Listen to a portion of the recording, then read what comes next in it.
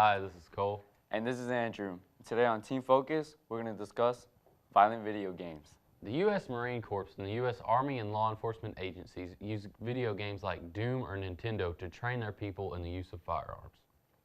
Lieutenant Colonel David Grossman, a U.S. Army expert on the psychology of combat and author of the book On Killing, has illustrated how violent video games in the hands of children serve as murder simulators.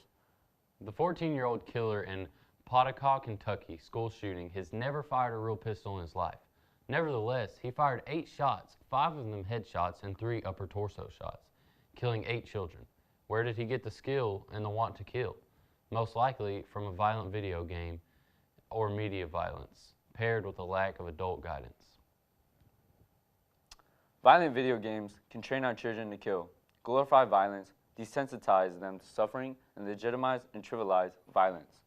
One must remember that there are more significant factors such as child abuse, domestic violence, gangs in the neighborhood, or growing up in a war zone that are likely to desensitize people to violence or increase violent behavior. So what can you do? Discuss with your children what they may find appealing about playing certain video games. Prevent young children from playing violent video games. Replace violent video games with non-violent, simulating, exciting, emotional, and interactive video games, which are also fun, challenging, enhance knowledge, creativity, curiosity, and imagination. As with television, use video games as an opportunity to interact with your children rather than as a babysitter to allow your time away from them.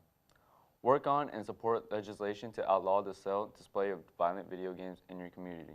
Talk to your children about this issue and discuss your values and concerns with other parents. Teach your children how to define their values and how to make responsible choices that reflect them.